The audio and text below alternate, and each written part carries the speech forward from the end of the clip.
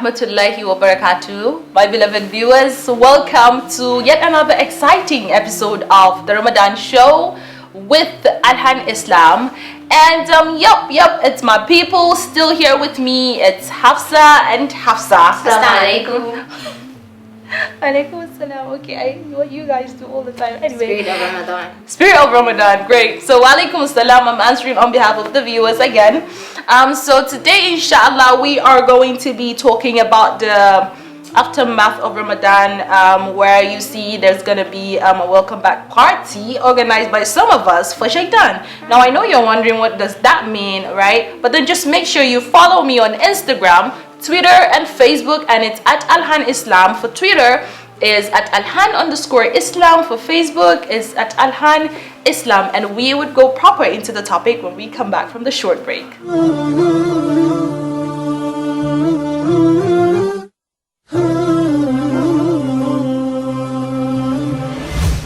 Welcome back, dear viewers. So talking about welcoming welcoming Shaitan back, you know, as much as I don't like saying it, but then truly some of us, we throw Shaitan a welcome back party on Eid that is supposed to be a day where we thank Allah, we thank Him for the blessing of Ramadan, we celebrate with family, yes, we enjoy, and we could even, you know, dance and have fun, but then also, you know, without excesses.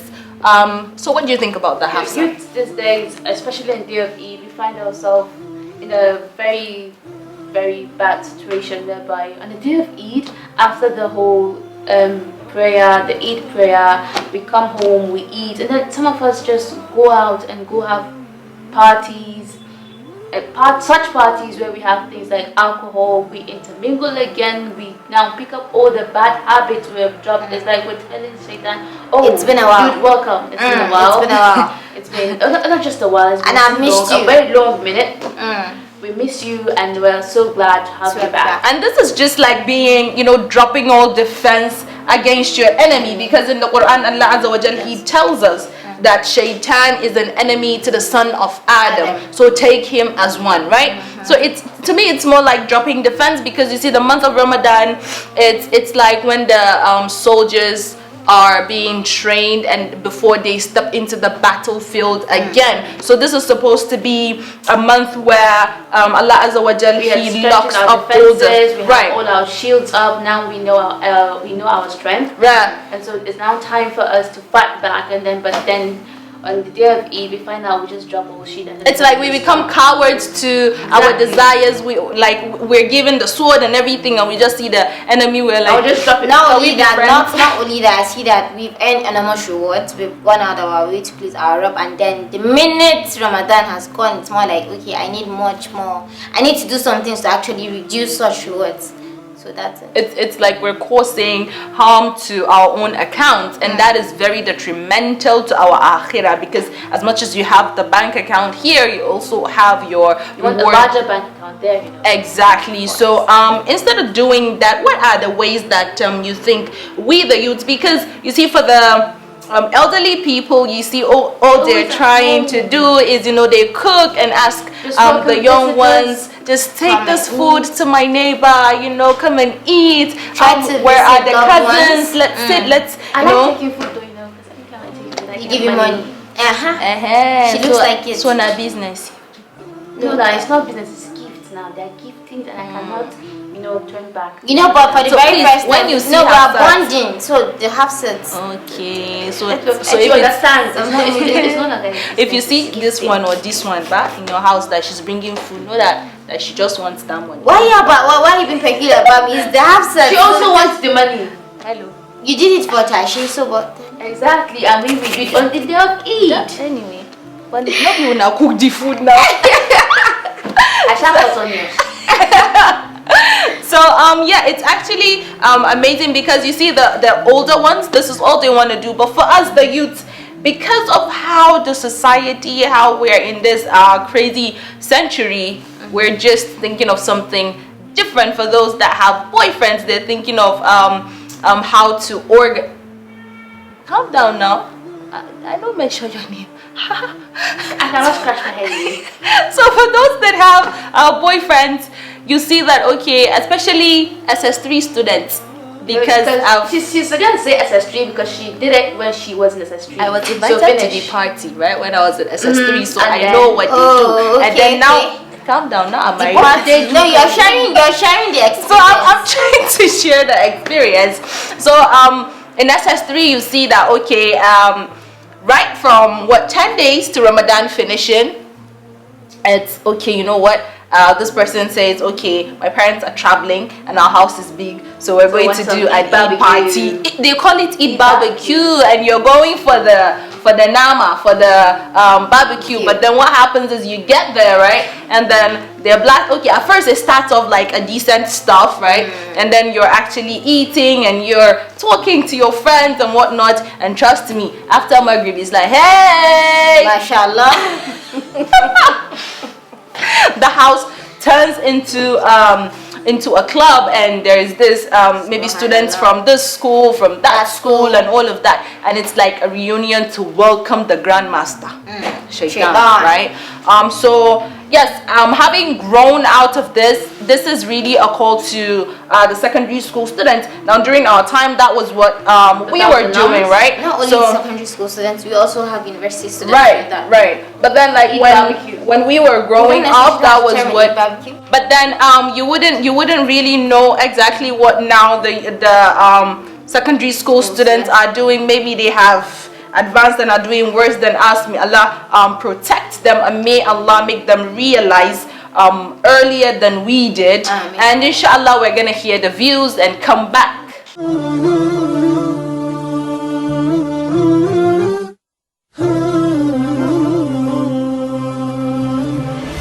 Actually, the month of Ramadan is the month of consciousness of Allah, as Allah Almighty has said it in the Holy Quran. يا أيها الذين آمنوا كتب عليكم الصيام كما كتب على الذين من قبلكم لعلكم تتقون. Oh, you who believe, Ramadan has been a compulsory upon you, as it has been compulsory upon those who came before you, the generation that passed before us, in order to attain the consciousness of Allah. So such consciousness is supposed to be with us throughout our life, not within only Ramadan. And the ethics and good conduct of a Muslim supposed to be extended even after Ramadan.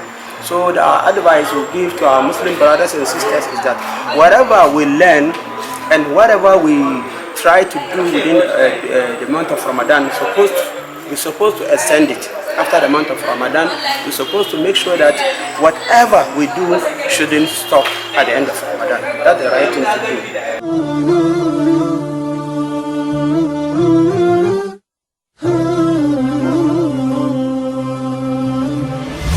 Welcome back, dear viewers. So now that we have heard the views, I would like to say something that Yasmin Mujahid said. She said you can only run in one direction. So you're either running to God or you're running to something else. And so inshallah, you do not want to be running to something else, because that something else could be what?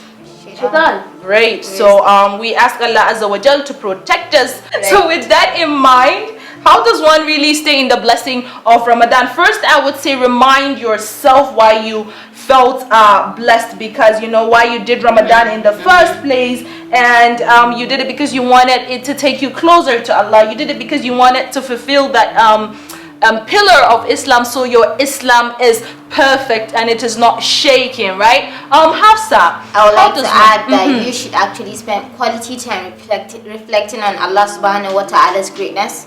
Allahu Akbar. Right. Even in prayers, even in statements, we do say Allahu Akbar. Allah is great, like His magnificence knows no bounds. For you to have lived to the time of Ramadan, for you to have experienced it, Alhamdulillah, because some people actually died, some are ill and couldn't fast or couldn't even actually partake in the holy month activities and all of that. So Allah is great, so you should reflect more time. Reflect more on His greatness. After reflecting, you know, it was the holy month, as she said, and then you have done so much. Then next thing you could do is, okay, now I have this newfound skill.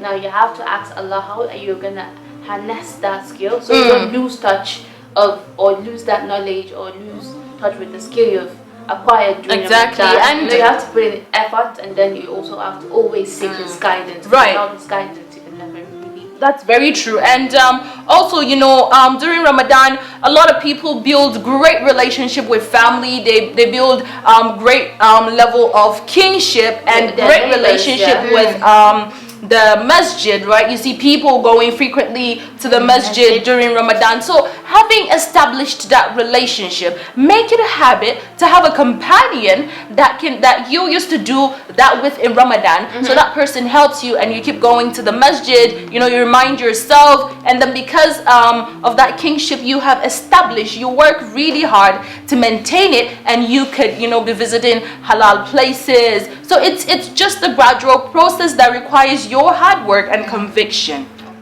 Right. So you should also continue to frequently consult, because I know I for one, during the month of Ramadan, although before Ramadan, it's not as if we don't do it. We do zikr, but during Ramadan you want to involve yourself in lots of zikr. You want to do a whole lot of things, so you actually go online, you actually read books to actually make you more lectures. listen to more lectures. So after Ramadan we could just try to consult more, try to read more, And then keep up with the routine. Continuity is key. Keep up. I used to pray as much as you can. I used to pray my even though we have iman swings going on and off, but then we should just try to keep up. Try to keep up. Yeah. Right. Find your strength and try to keep up.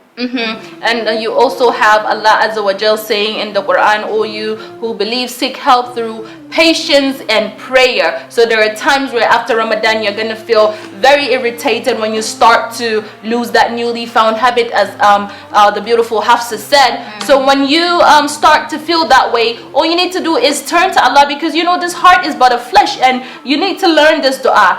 Ya muqallibal qulub, thabbit qalbi ala dinak. Oh, the turner of the heart, turn my deen, and make my deen firm on your deen, right? So sometimes we underestimate the little dua we make to Allah, but once there is sincerity in it, you would be shocked at the great impact it's gonna have in your life. So alhamdulillah, inshallah, we're hoping that you have learned from what we have shared, and so please just stay tuned, do not go anywhere. You know how we roll. So this is the Ramadan show with Alhanislam. We're gonna see you soon.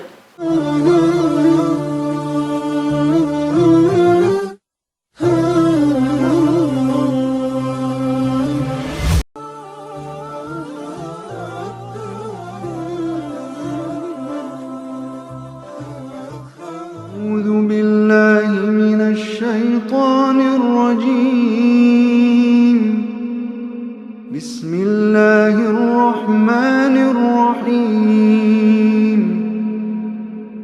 والذاريات ذروا فالحاملات وقرا فالجاريات يسرا فالمقسمات أمرا إنما توعدون لصادق وإن الدين لواقع والسماء ذات الحبك إنكم لفي قول مختلف يؤفك عنه من أفك قتل الخراصون الذين هم في غمرة ساهون يسألون أيان يوم الدين يوم هم على النار يفتنون ذوقوا فتنتكم هذا الذي كنتم تستعجلون إن المتقين في جنات وعيون آخذين ما آتاهم ربهم إنهم كانوا قبل ذلك محسنين كانوا قليلا من الليل ما يهجعون وبالأسحار هم يستغفرون وفي أموالهم حق للسائل والمحروم وفي الأرض آيات للموقنين وفي أنفسكم أفلا تبصرون وفي السماء رزقكم وما توعدون فورب السماء والأرض إنه لحق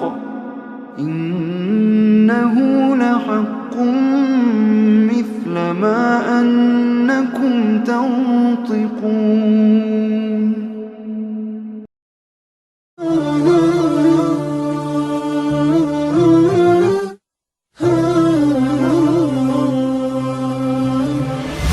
Welcome back, dear viewers. So Hafsi, she has something for Hafsa. My favorite minus segment Neighbor. again, Minus both of you, trivia. So on this segment of trivia, I'm gonna call out an alphabet, and you're gonna tell me a surah that begins with the alphabet. G. Mariam, G. G. 1, G is Gainun Ko. 2, Kala. 3. Hafsa, do you wanna help her? No, I don't. Okay, just start with Gashia, man. People. Gasha. G. Gashia. Okay. Okay. Thank you for the national embarrassment. Highly appreciated, Madam Hafsa. So my turn. Chase your turn now. Hafsa.